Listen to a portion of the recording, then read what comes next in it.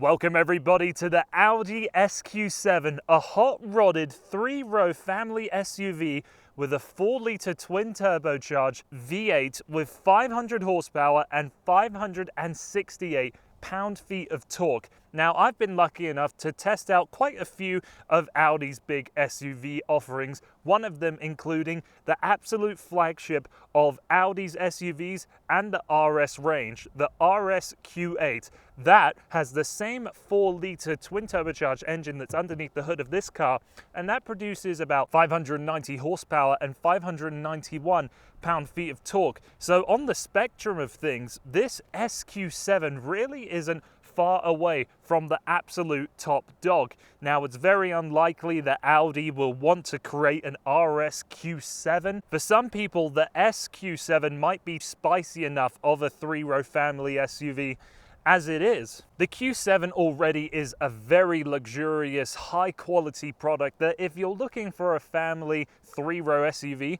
I think it's one of the best on the market today. Click on the I button that's above right now so that you can go and check out my review of the 2020 Q7. I'll talk about all of the updates that came with the 2020 model year and how this vehicle stacks up in the second row, third row, what it's like to live with, all of that kind of a thing. Because what I really want to focus on with this car today is the performance, and is it joyful enough? Does it have enough soul to make you even consider such a monstrous engine in such a monstrous car, where its goal intention is to accommodate people and their things as opposed to downright performance? I really want to find out if the SQ7 is remarkable enough on its own 2 feet that you would actually seriously consider owning one of these things.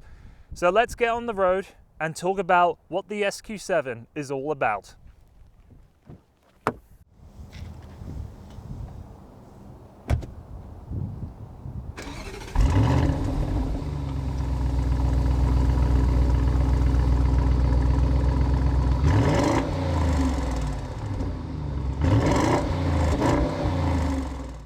Well, it's obvious from the first time you get behind the wheel of the SQ7 that it's quite a bit more substantial than a regular Q7. The premium that you're going to have to pay to have the S badge, the V8, and all of the other performance parts of this mid-tier performance family SUV is about 34,000 Canadian dollars, which is obviously quite a lot of money. But the V6 that you'll find in the regular Q7 produces 335 horsepower and 369 pound-feet of torque. So you are closer in power delivery to an RS product than what you are a normal A or Q product. The exhaust noise has much more drama to it. The gear shifts have a little more authority to them. They're definitely sharper over the regular Q7, even in just a normal driving mode. Of course, you can go into dynamic or pull the lever back to get into sport mode. And with that, the software's a little more obedient to your inputs and wants to hold on to gears until you really pull on that paddle. So is it really that far from the RS Q8 with its 590 horsepower and 591 pound-feet of torque? Well, this weighs about 150 pounds more than what the RS Q8 did. Audi claims that this 0 to 100 km/h time is 4.1 seconds, where in the RS Q8 it was 3.7. Behind the wheel, I can get that sense that there's a little more to be unlocked with the engine. Of course, I have the experience with a more powerful offering, but what it feels like to me is that for the last couple thousand RPM, there is more to give in this engine. There is more potential to unlock. That doesn't mean, though, that when I'm driving this, I feel like I'm driving a lesser product, something that is significantly under the mark of what an RS product should be. And I'm driving this not really expecting it to be an RS product, but honestly, it's about 90% there. It might not have the same visual flair that an RS product has, as really with this SQ7. The design elements are very subtle. Outside of the badges and the quad exhausts, there's not much going on here to signify that we're in the most powerful three-row SUV that Audi's offering. So what you just won't be able to get with the SQ7 includes the carbon ceramic brakes. Not sure if you'd really want those. Anything larger than 21-inch wheels, Again, not sure if you'd really want those. Even though this is an active exhaust system, it definitely doesn't have the same volume as the RSQ8.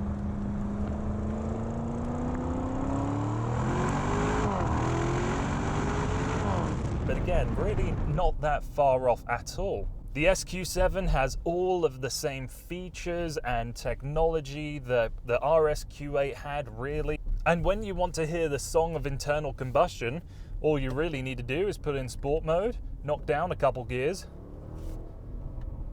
and it's there waiting for you. In the SQ7, it feels just the same as the Q7. That's not to say that this isn't special at all. We have a little bit of flair with the glossy carbon fiber, the sports seats, and the diamond stitching that carries over into the second row. Just like what I said in the Q7, in this SQ7, no matter what you're spending on it, it feels like you're getting absolute every penny's worth. This is one of the absolute best products that I've ever tested in terms of fit and finish, the solidity of all of the components within the product, and the final product itself. The Audi SQ7 is a family SUV that's fun when you don't need to carry around a family, but just as practical, just as useful as the regular Q7 for when you need to accommodate a family's needs. So there you have it. That's all of my thoughts towards the 2020 Audi SQ7. A brilliant product with the right amount of flair, and honestly, I really can't find any major downsides to this vehicle. Just like the SQ7, I think it's just like the regular Q7. I think this is a close to flawless product. So thank you very much for watching to the end of this video. If you wouldn't mind liking and sharing and subscribing and all the other great things that you can do to help keep me going, it's all greatly appreciated. Thanks for watching. Hope to see you on the channel again soon.